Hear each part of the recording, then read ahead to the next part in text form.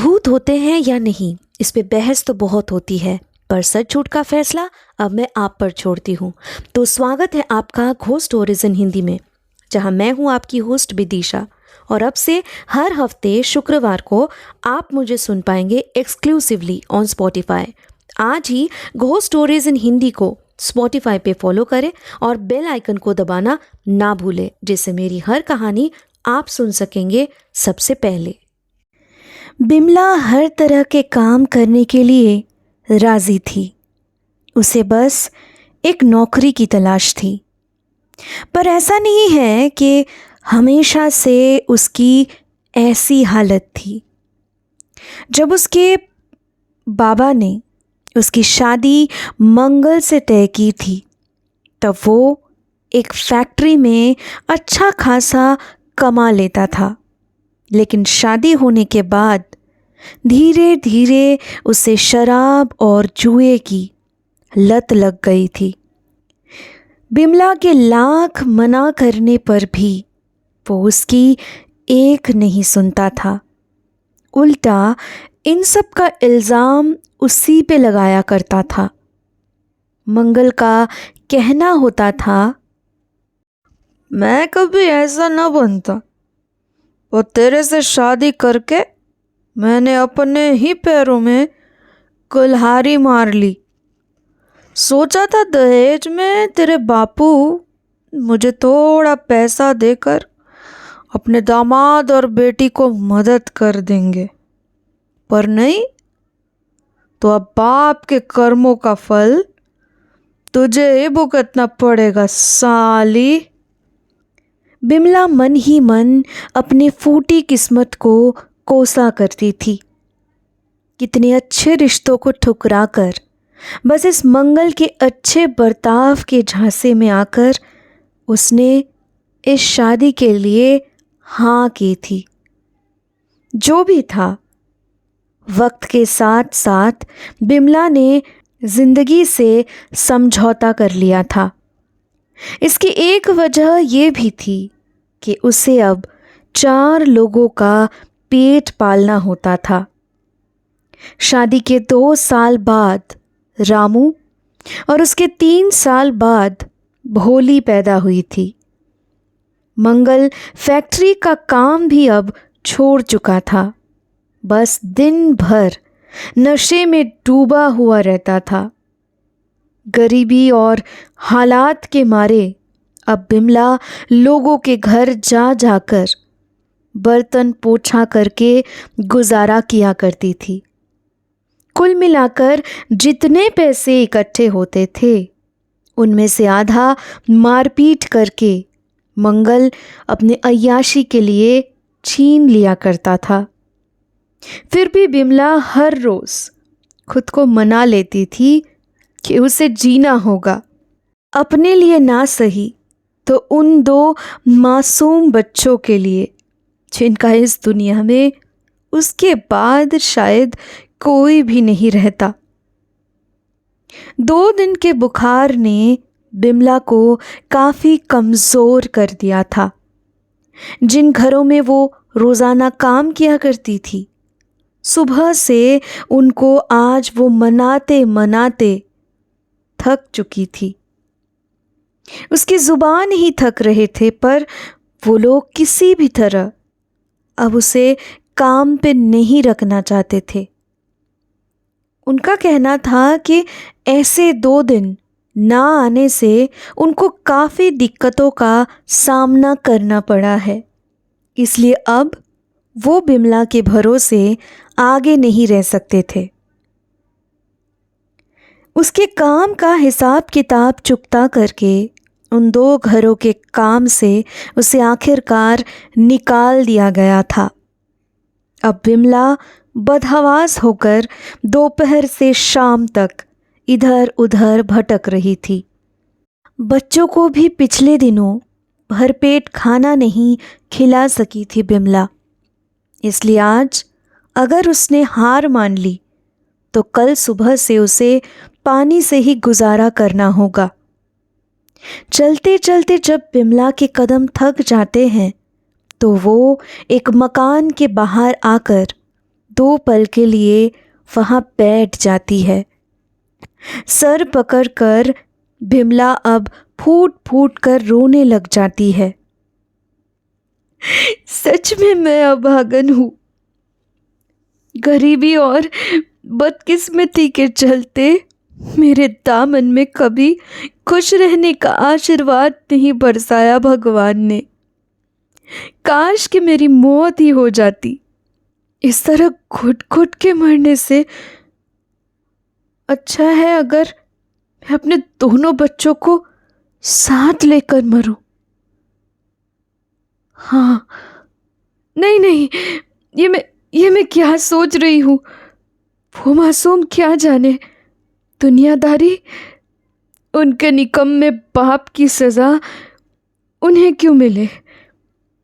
क्या इस धरती पे हम जैसों का कोई सहारा नहीं। कौन हो तुम? पता नहीं तुम्हें कि यहाँ पे यूं बैठे रहना मना है।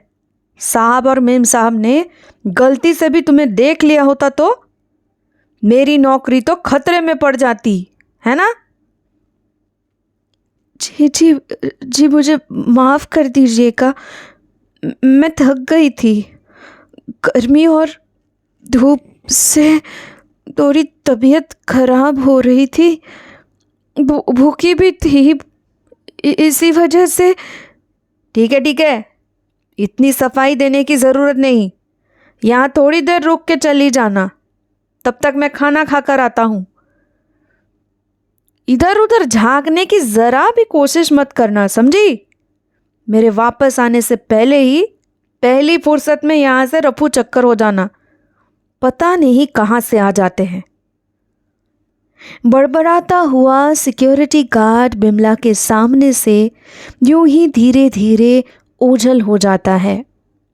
बिमला हैरानी के साथ उस मकान को घूरे जा रही थी और मन ही मन सोच रही थी कि काश उसकी भी पैदाइश ऐसी ही किसी अमीर खानदान में हुई होती तो आज उसे यूं धर धर के ठोकरे नहीं खाने होते, ना उसके बच्चे भूखे रहते और ना उसका। आईना ले लो आईना, किस्मत बदलने वाला आईना, जैसा चाहो वैसा होगा, जरा आजमा के तो देखो। आईना ले लो आईना। अचानक से एक आधी उम्र की औरत आवाज़ लगाते हुए बिमला के नज़रों के सामने से गुजर रही थी। उसकी बातों का मजाक उड़ाते हुए उसने खुद ही से कहा, हाँ, किस्मत बदलने वाला आईना, ऐसा ना कभी सुना ना देखा है। चूना लगाकर लोगों को सस्ती चीज़ बेचने का तरकीब है सब। जैसे ही बिमला की बात खत्म होती है, वो औरत पलटकर तेजी से उसके करीब आकर कहती है, क्या कहा तुमने? मैं मजाक कर रही हूं? भला ऐसा भी कभी होता है क्या? किसी को ये चंदा आज तक नहीं ठगी है। सालों से ऐसे आईने बेचते आई हूं मैं, पर मजाल है किसी का जो मेरी ईमानदारी पे सवाल उठाए। मगर जो हो नहीं सकता उसका झांसा देकर लोगों को बेवकूफ़ बनाना भी तो गलत है ना? तो मैंने गलत क्या कहा है? पूरी की पूरी गलत ही कहे जा रही हो तुम। अगर तुम्हें यकीन नहीं आता तो आजमा के देख लो इस आईने का कमाल। अगर कल तक मुझे शुक्रिया अदा नहीं किया तो मेरा नाम बदल देना। बोलो, लगाती हो शर्त? शर्त? कैसा शर्त? मुझे कोई शर्त नहीं लगानी। आई बड़ी, मैं जा रही यहाँ से। यहाँ खड़े होकर तुम्हारी बेतुकी बातों से मेरा घर नहीं चलने वाला। इतना कहकर बिमला वहाँ से चलते बनी, लेकिन उसका रास्ता रोकते हुए चंदा ने कहा, घर बार सब चल जाता है, ये कोई आम आईना नहीं है। ये जादुई आईना है। ये जिस बंगले के सामने खड़े होकर तुम ये महंगे सपने देख रही थी ना, इन्होंने भी कभी मुझसे आईना खरीदा था। और आज देखो, फुटपाथ के वही दो भिखारी क्या ठाठ से अपनी ज़िंदगी बसर कर रहे हैं। अब फैसला तुम्हारे हाथ में है। तुम चाहो तो अपने नसीब को बदलने का बंदोबस्त खुद ही कर सकती हो। क्या तुम सच कह रही हो? इस आईने में ऐसी क्या शक्ति है? बहुत दाम लगता होगा ना इसे खरीदने में। पर मेरे पास तो मुझे जो चाहिए वो पैसा नहीं है, बस 7 दिन। उसके बाद मुझे मेरी कीमत अपने आप मिल जाएगी। तब तक मैं जैसा कहती हूँ ठीक वैसे ही इस आईने का इस्तेमाल किया करना। पर याद रहे, गलती से भी ये आईना टूट ना जाए, वरना क्या? मुस्कुराते हुए चंदा ने बिमला को जवाब में कहा, फिलहाल वो जानने की ज़रूरत नहीं है तुम्हें। वाकई में उस आईने को हाथों में लेते ही मानो विमला के शरीर में जैसे कोई बिजली सी दौड़ गई। घर पहुंचते ही उसने चंदा के कहने के मुताबिक नहा धोकर धुले हुए साफ साड़ी पहन ली। बच्चे बाहर खेल रहे थे, इसलिए बेफिक्र होकर बिमला उस आईने को अपने सामने रख के उसे देखते हुए अपने बालों में उंगलियां फेरने लगी। मन में चंदा के कहे हुए शब्दों को अब दोहराए जा रही थी विमला। ए आईना, उलझे बालों को मैं लूं सवार, किस्मत मेरी तू दे निखार। बार बार इसी मंत्र को कहती ही जा रही थी विमला। उसके देखते ही देखते उस आईने में एक रोशनी दिखाई दी। विमला ने उस रोशनी को देखते ही अपने होठ सिल लिए थे। इसके आगे क्या होने वाला था, ये विमला भली भांत ही जानती थी। बस कुछ ही पलों का इंतज़ार। चंदा कितना सच बोल रही थी, अब वो पता चलने में ज़्यादा देर नहीं लगने वाली थी। माँ, बाहर आपको कोई ढूंढ रहा है, जल्दी आओ ना माँ। इस वक्त कौन आ गया है? अच्छा ठीक है, मैं देखती हूँ।